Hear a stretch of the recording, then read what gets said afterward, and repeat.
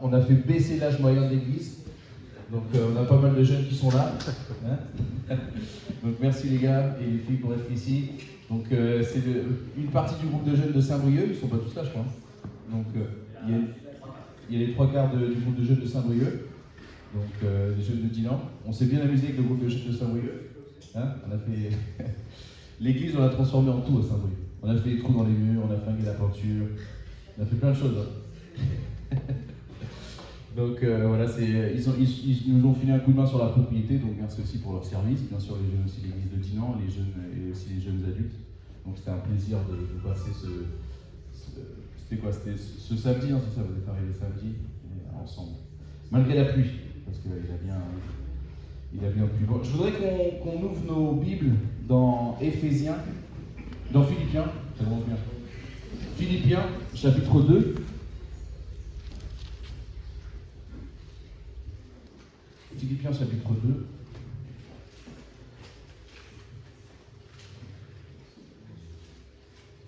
Et on va lire du verset 12 au verset 18. Je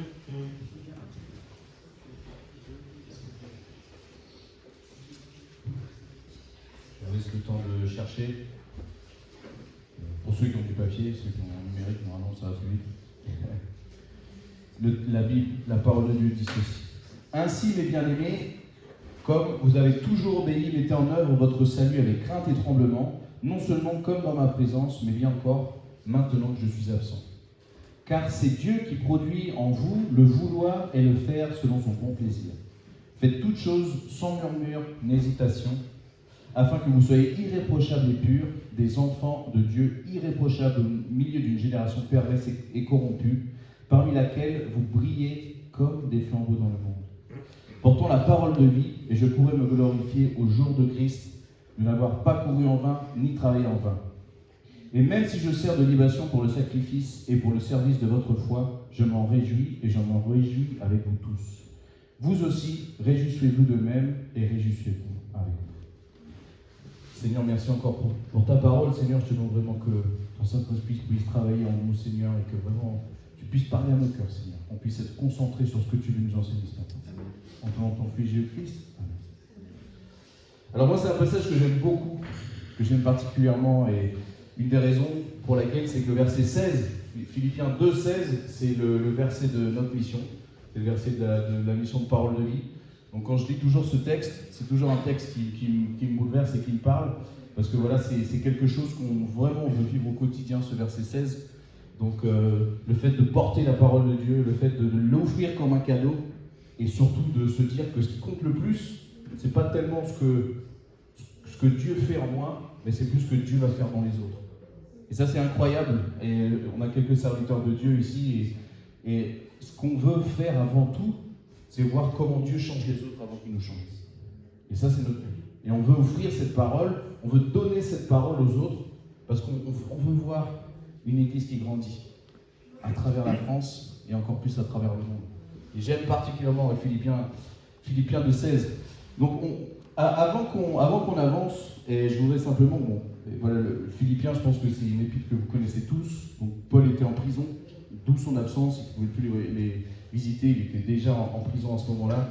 3 choses centrales de Philippiens, c'est la joie, l'humilité, et c'est vraiment les 3 choses qui caractérisent, ces 2 choses qui caractérisent le livre.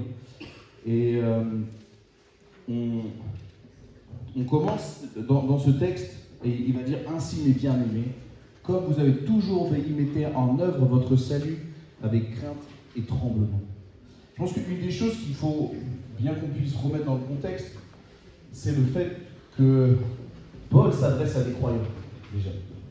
Paul, il s'adresse à des personnes qui sont déjà sauvées. Donc dans ce texte, je ne dois pas comprendre que je dois gagner mon salut. C'est pas ce que Paul veut dire. Mais Paul, ce qu'il veut dire, il veut réappuyer cette obligation que nous avons en tant que chrétiens d'obéir à Dieu. D'obéir à Dieu. Même avant, il parle et il prend l'exemple de la personne même de Jésus-Christ qui a obéi jusqu'à la mort. Si on reprend Philippiens 2, 8, 2:8, il va dire il s'est humilié lui-même en se rendant obéissant jusqu'à la mort, même jusqu'à la mort à la croix. Donc je voudrais simplement vous rappeler deux, trois versets, mais Romains 3, 21, 24.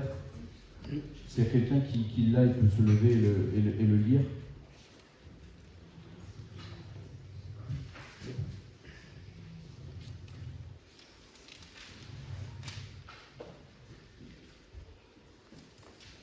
Mais maintenant, sans la loi est manifestée la justice de Dieu à laquelle rend témoignage la loi des prophètes. Justice de Dieu par la foi en Jésus-Christ pour tous ceux qui croient, il n'y a point de distinction. Car tous sont péchés et sont privés de la gloire de Dieu. Et ils sont gratuitement justifiés par sa grâce, par le moyen de la rédemption qui est en Jésus-Christ. On a aussi encore Éphésiens 2, 8, 9.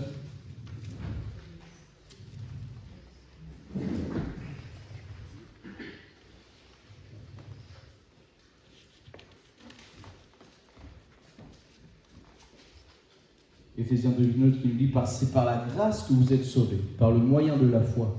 Et cela ne vient pas de vous, c'est le don de Dieu. Ce n'est point par les œuvres, afin que personne ne se glorifie, car nous sommes son ouvrage, ayant été créés en Jésus-Christ pour de bonnes œuvres que Dieu a préparées en avance afin que nous lui pratiquions. » Ça, c'est vraiment un texte aussi qu'on peut vraiment connecter avec ce début de ce qu'on vient de lire. Donc, on comprend bien que le fait de travailler à son salut, d'ailleurs, ce mot travailler, mettez en œuvre votre salut, c'est le fait d'accomplir continuellement quelque chose. C'est le fait d'être continuellement être en action pour quelque chose. Donc mon salut, je l'ai, c'est par la grâce et c'est seulement en Jésus-Christ. Je suis né de nouveau. Je ne peux pas perdre le fait d'être né de nouveau. Mais par contre, j'ai cette obligation d'obéir à Dieu et de travailler à mon salut. Le fait de continuer à chercher à être sanctifié. Parce que oui, nous sommes sauvés, mais nous ne sommes pas complètement accomplis. Cela se passera seulement quand on sera auprès de notre Père. Donc on a cette obligation, comme Jésus-Christ a vécu sur la terre, le fait de travailler, le fait d'être continuellement à chercher à obéir à Dieu, à chercher à changer les choses que Dieu veut que nous changions. Donc, et avec crainte et tremblement. Encore une fois, on ne parle pas le fait que si je m'écarte un petit peu, je risque de perdre le salut. On ne parle pas le fait que Dieu nous demande de vivre une vie parfaite, sous une pression incroyable, de dire « Oh là là, si je fais quelque chose de mal, peut-être que Dieu va me condamner, peut-être que Dieu va me laisser de côté. » Non, on parle le fait d'être cherché tellement à être dans l'obéissance que j'ai peur d'offenser mon Dieu. J'ai peur de l'offenser. J'ai peur de faire quelque chose que je sais qui n'est pas correct devant Dieu. Et ça, c'est la bonne attitude. Le Seigneur, il ne veut pas mettre une pression sur nous pour que nous soyons parfaits. Mais le Seigneur, il veut mettre justement, Jésus nous a rappelé que son joug est doux et agréable. Il veut nous prendre avec nous, il veut nous amener là où nous devons aller. Mais des fois, on veut repousser son bras. Des fois, on veut le repousser, on veut repousser son accompagnement dans nos situations. Des fois, on ne veut pas que Jésus-Christ soit avec nous. Et c'est de ça qu'on parle. C'est le fait de l'obéir, de chercher sa présence, de chercher à être à côté de lui, à travers toutes les situations qu'on va vivre, mais avant tout de dire, Seigneur, guide-moi et que je puisse prendre un chemin qui t'offense pas. Est-ce qu'on va offenser Dieu? Oui, bien sûr, le péché est en nous. Donc le but n'est pas de chercher à ne pas offenser, le but est de chercher à vivre une vie authentique avec le Seigneur, une relation authentique avec le Seigneur. Mais de se dire, même si je sais que ma nature peut-être va m'empêcher d'être pleinement dans l'obéissance, je veux chercher à être. Je veux chercher à être. Vous savez, même si je prends l'exemple du ministère, l'exemple du ministère, par exemple, dans le ministère, le but, c'est de pas de réparer la voiture. C'est d'avoir le cœur à vouloir réparer la voiture. Le but, c'est pas d'avoir toutes les capacités, mais c'est d'avoir le cœur à chercher à avoir les capacités. Et c'est la même chose dans notre vie de sanctification. Le but, c'est pas d'être parfait. Le but, c'est de chercher à être dans une attitude où on veut glorifier Dieu. On veut lui montrer qu'on est dans la crainte, dans une révérence profonde, dans un profond respect envers la personne de Dieu. Notre salut, nous l'avons acquis en Jésus-Christ. Mais nous devons travailler continuellement à notre sanctification et avancer toujours à chercher de plus près. Et j'ai lu un commentaire que j'ai trouvé assez intéressant, c'est « Faisons comme si nous devions gagner notre salut. Faisons des œuvres comme si nous devions gagner notre salut. Mais prions à Dieu en sachant que lui, il est souverain. Et que c'est lui qui nous l'a donné. Et qu'il n'y a rien que je puisse faire pour gagner un peu plus de mon salut. Ça n'existe pas, le Seigneur me l'a donné. » Et ce n'est pas deux oppositions nécessairement. Ce fait d'avoir une attitude de cœur à chercher, c'est deux choses qui se rassemblent. Je prie à Dieu parce que je reconnais sa souveraineté. Et je fais parce que je sais que je dois faire, et je sais que je dois être dans l'action pour obéir. Mais après, si on lit le texte, on dit, mais en fait, de toute façon, c'est Dieu qui va faire en moi. Hein, premièrement, il dit non seulement comme dans ma présence, mais encore plus maintenant que je suis absent. Donc, Paul, il exhorte toujours les églises, il l'a fait aussi à Éphèse, il existe toujours à être obéissant à ce que Paul dit dans ses cartes ou dans ses lettres, tous ces commandements divins, aussi quand il n'est pas là. Et il le fait bien sûr assez souvent.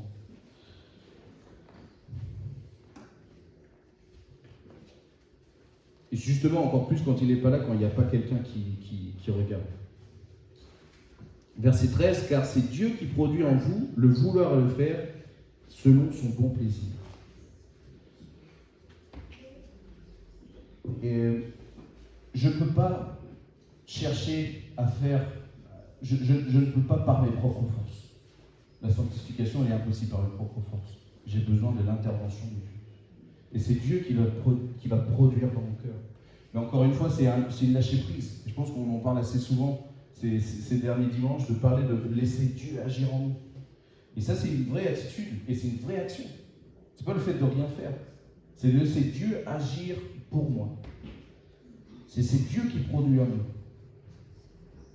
La grâce toute suffisante demeure en toi. Crois, il y a une source de vie en toi dont l'eau jaillit. Alors utilise le seau. Continue de puiser, tu ne l'épuiseras jamais. Il y a une source vive en toi. C'est Spurgeon qui a dit ça. Il y a une source en nous qui est inépuisable par le Saint-Esprit que Dieu nous a donné pour pouvoir faire.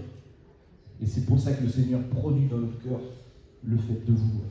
Bien sûr que ça vient en contradiction avec notre chair qui résistons.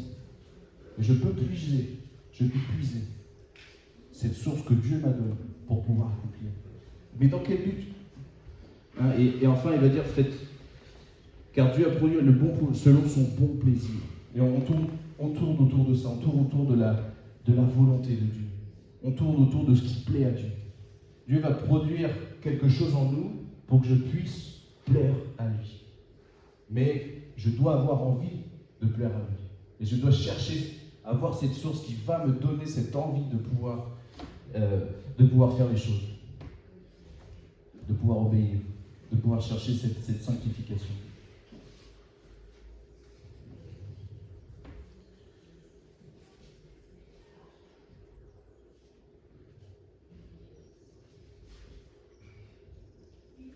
La motivation derrière l'œuvre de Dieu dans nos vies, il le fait parce que c'est selon son bon plaisir.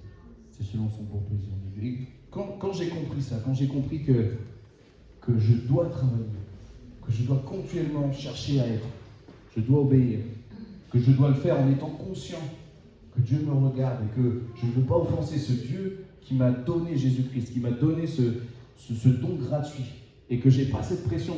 Et hier on a eu notre directeur qui est venu d'Europe pour nous préparer pour les camps et on a eu 2 réunions qui étaient super. Et une des choses qu'il nous a dit pour les camps, très vite on peut rentrer dans une attitude où on a envie de rembourser Dieu pour ce qu'il fait pour nous, pour son amour. On a envie de dire, Seigneur, moi ce que je fais pour toi, je suis en train de gagner en fait l'amour que tu m'as donné. Et puis tout de suite il nous dit, ça c'est impossible. N'arrivera jamais. C'est basé par rapport à l'histoire de Marie qui a ouvert ce parfum, qui a lavé les pieds de Jésus avec ses cheveux. Et en fait, le prix de cette bouteille, aujourd'hui, ce serait 30 000 €. Donc elle a répandu une bouteille de 30 000 € sur le sol pour laver les pieds de Jésus. Et ça parlait simplement de son adoration, le fait de donner le mieux que je peux donner au Seigneur Mais même si je donne le mieux de ce que je peux donner au Seigneur, ça ne remboursera jamais l'amour que Dieu m'a donné. Ça, c'est une pression que je dois m'enlever tout de suite. Parce que je ne dois pas courir après une dette. Mais je dois courir après les bénédictions que Dieu veut me donner. Et dans ce passage aussi, c'est un peu bien sûr aussi cette même idée. C'est le fait de chercher à obéir à Dieu, même quand personne ne me voit, même quand les personnes que je respecte, même quand les personnes qui m'aident justement à être un peu plus dans sa volonté me voient pas, je dois chercher à vouloir me plaire. À chaque instant et à chaque moment. Mais moi, ce qui m'a marqué, c'est justement ce verset 14. Ensuite, il va dire « Faites toutes choses sans murmure ni hésitation ». Et ce qui est assez en fait intéressant, c'est que où est-ce que ça commence, le fait de vouloir obéir à Dieu, le fait de vouloir mettre en œuvre notre salut de crainte et tremblement? Ça commence simplement par ce que je dis, par les murmures. Et ce qui est assez intéressant, c'est que là, dans le contexte de l'église de Philippe, on peut penser que les murmures, c'est forcément quelque chose entre nous, entre chrétiens. Mais vous savez, là, ce qui est assez intéressant, c'est quand on cherche un peu plus dans le texte, il parle aussi des murmures. Plus tard, il va un petit peu parler de cette génération perverse. Au verset 15, quand il parle de la génération perverse, il parle de la génération d'Israël. Il parle du peuple d'Israël qui était pervers. Pourquoi? Parce qu'il murmurait contre la provision de Dieu. Parce qu'il murmurait contre Dieu. Donc quand il parle ici de murmuration, il y a deux sens. Il y a le fait de murmurer contre Dieu, le fait de parler mal de Dieu, le fait de critiquer Dieu, le fait de se plaindre de Dieu. Bien sûr, il y a une murmuration entre nous. Mais avant tout, dans ce texte, le fait de se plaindre de la personne de Dieu. Faites toutes choses sans vous plaindre de Dieu. Sans vous plaindre de ce que Dieu vous met dans vos mains. Sans vous plaindre des épreuves que vous êtes en train de passer. Et moi, j'ai trouvé ça assez intéressant, le fait de penser comme ça. Des fois, quand on pense obéir à Dieu, on pense forcément des grands changements, des grandes actions. On pense à des choses qui sont... Oh, ce sera forcément trop dur, ce sera forcément quelque chose d'exceptionnel. Mais simplement le fait d'être conscient de dire « Seigneur, je ne veux pas me plaindre de ce que tu me veux. Seigneur, je ne veux pas me plaindre de là où tu m'as mis. Seigneur, je ne veux pas me plaindre de cette situation. Et je veux l'accepter, et je veux te glorifier, et je veux te remercier pour les épreuves que tu mets dans ma vie. Je veux te remercier pour ta provision, pour les choses que tu me donnes. »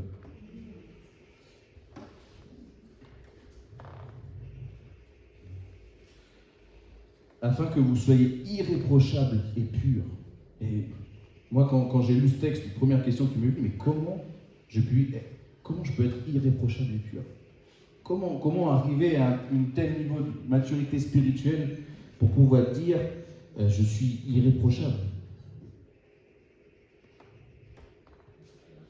Pur, il faut dire aussi que on peut voir aussi comme justifié, le fait d'être justifié par Dieu. Mais là, dans ce groupe, qu'est-ce que ça veut dire être irréprochable et pur?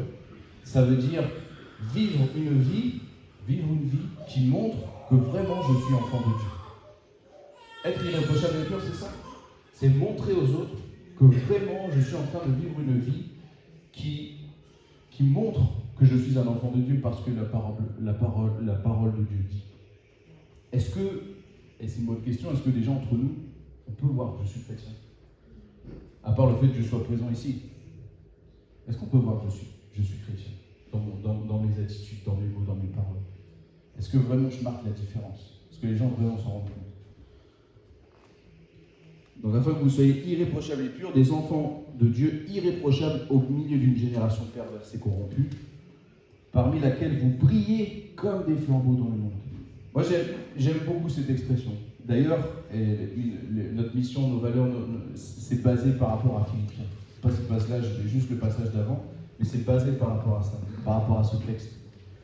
Mais on peut briller de plein de manières différentes dans la génération perverse. Donc on peut parler de cette génération de ce monde, on peut parler du monde du dehors, mais on peut parler aussi de notre génération ici, ensemble. Comment je brille avec les autres? Et il y a plusieurs manières de briller. Je peux briller comme cette lanterne.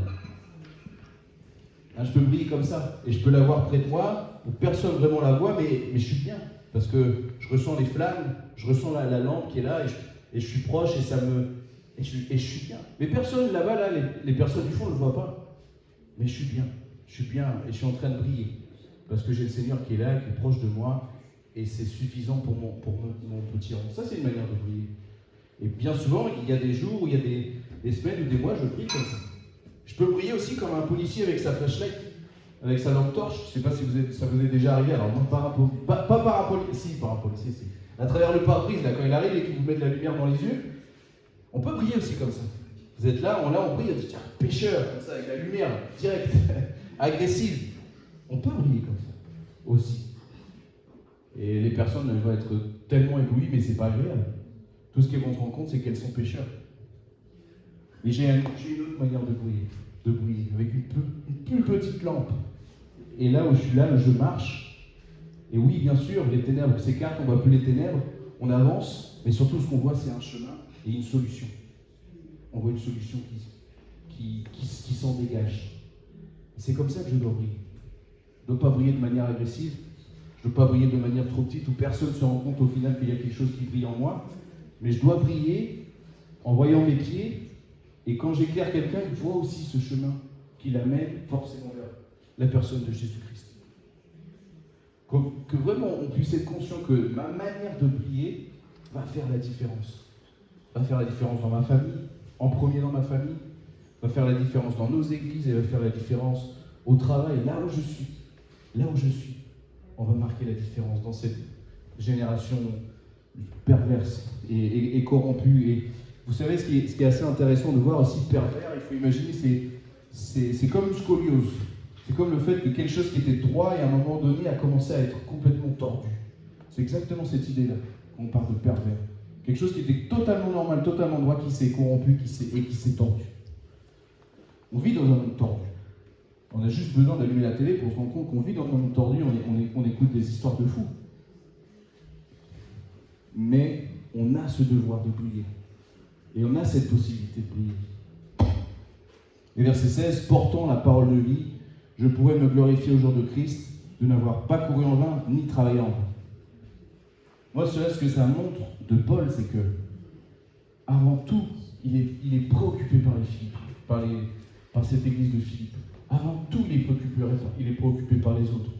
Et on peut lire en arrière Philippiens 4. Philippiens 4 va dire que chacun de vous, au lieu de considérer ses propres intérêts, considère aussi ceux des autres. Verset 3, ne faites rien par esprit de pleine gloire, mais que l'humilité vous fasse regarder les autres comme étant au-dessus de vous-même. Excusez-moi, je l'ai lu à l'envers. Que chacun de vous, au lieu de considérer ses propres intérêts, considère aussi ceux des autres. Là, Paul, quand il nous écrit ces lignes, quand il écrit au verset 16, c'est exactement ce qu'il est en train de faire. Il se dit, je pourrais me glorifier, je pourrais dire que je suis heureux, que je suis dans la joie, que quand vous aurez fait vos pas dans la foi. Que quand vous, vraiment, vous serez comme ça. Portant la parole de vie. Portant la parole de vie. Et porter la parole de vie, c'est vraiment ce côté de prendre la parole de vie et la donner en cadeau. Et le Seigneur, à tous ici présents, il nous a donné cette possibilité d'offrir la parole de vie à quelqu'un, d'une manière différente. Il y a plein de manières de le faire, plein de manières de le faire. Mais à nous, particulièrement, il nous a confié cette mission de prendre cette parole et de l'offrir en cadeau. Et j'aime et j'insiste sur le fait de donner en cadeau, parce que je pense que quand on donne un cadeau, on veut faire plaisir. Quand on donne un cadeau, on le fait avec une attention particulière. On ne le fait pas juste comme ça. On fait vraiment avec une attention derrière de vouloir faire plaisir. On fait vraiment dans une attention de vouloir toucher quelqu'un. Et on doit tous porter cette parole. On doit tous le faire et venir et apporter la solution. La solution, c'est la personne de Jésus-Christ. La solution, c'est le fait que je puisse me puiser dans cette grâce inépuisable qu'on a déjà parlé. Mais j'ai ce travail aussi à faire, comme Paul, de dire, je considère les autres supérieurs à moi-même. Et je me réjouis parce que les autres sont en train d'avancer. Les autres sont en train de changer, ils sont en train de prendre de bonnes décisions.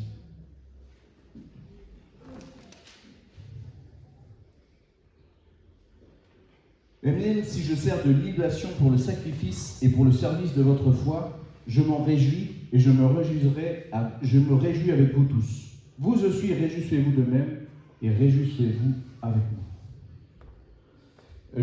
Moi, je pense pas que Paul il est morbide, hein, parce que c'est vraiment un peu bizarre ce qu'il dit. Il dit réjouissez-vous, je vais mourir. C'est particulier quand même. Je pense pas que là on est en train je pense pas que c'est forcément cette attitude que je dois chercher. Mais ce qu'il voulait chercher, c'est le fait que dans sa vie, il a voulu servir le Seigneur et rendre gloire à Dieu, et dans sa mort, il veut faire exactement la même chose. Et il lui dit que le fait que je parte, ça c'est pas grave.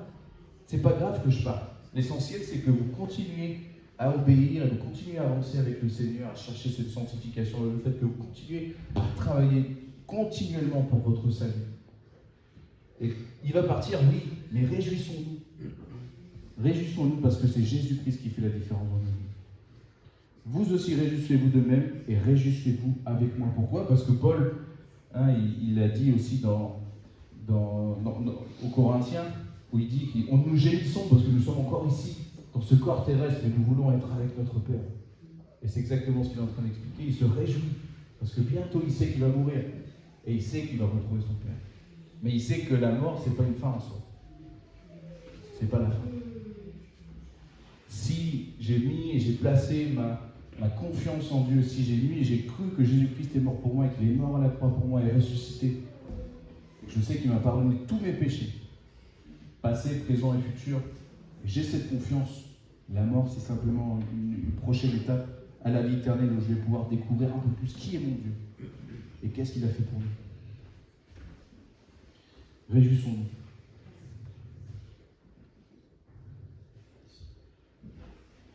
Je voudrais simplement finir sur le fait qu'on puisse vraiment briller comme des flambeaux dans le monde, dans notre Église, entre nous, qu'on puisse aussi s'aimer, se guider, considérer les autres. J'ai trouvé aussi quelque chose d'intéressant. La lumière, elle est utilisée pour rendre les choses évidentes. Elle est utilisée pour guider, elle est utilisée pour avertir, elle est utilisée pour encourager, et elle est utilisée pour sécuriser. Comment j'utilise la parole de Dieu dans ma vie et dans la vie des autres. Mais je pense qu'il ne faut pas se tromper non plus. Il dit mettez en œuvre votre salut. Votre salut. En premier, je dois penser à mon cœur, et m'exhorter moi-même, avant de penser à ceux des autres, avant de penser de changer ceux des autres. Pensons déjà à nous. Qu'est-ce que je dois changer ? Qu'est-ce que je dois changer ? Qu'on puisse vraiment se remettre en question par rapport à toutes les connaissances que j'ai de la parole de Dieu et par rapport à tout ce que je ne suis pas en train de faire. Mais je pense vraiment ce matin, si je veux être irréprochable et pur, si je veux montrer que je suis enfant de Dieu, et c'est ça notre défi de notre vie, le plus grand défi qu'on a, c'est de montrer que nous sommes enfants de Dieu. Que nous voulons glorifier Dieu à travers notre obéissance et à travers qui nous sommes. Et pas à travers ce que je fais, mais à travers qui je suis. Et c'est ça qui va marquer la différence. Et le Seigneur, il est là, parce que le Seigneur, il fait en nous le vouloir. C'est lui qui me pousse et qui me donne cette impulsion de cette source que je peux puiser. Mais le Seigneur, il ne nous oblige pas. Si un matin, j'ai envie de me lever et j'ai pas envie de servir le Seigneur, je ne sers pas le Seigneur. Il ne nous oblige jamais. Et moi, c'est ça ce que je trouverais toujours incroyable. Le Seigneur jamais va m'obliger.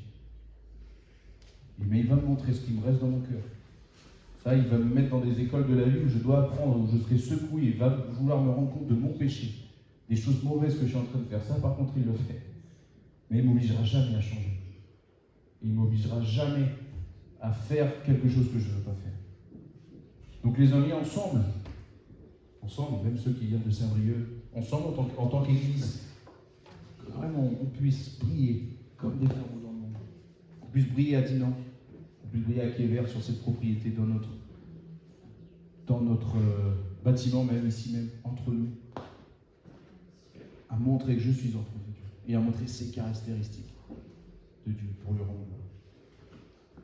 Je propose qu'on passe juste un temps dans le silence. Et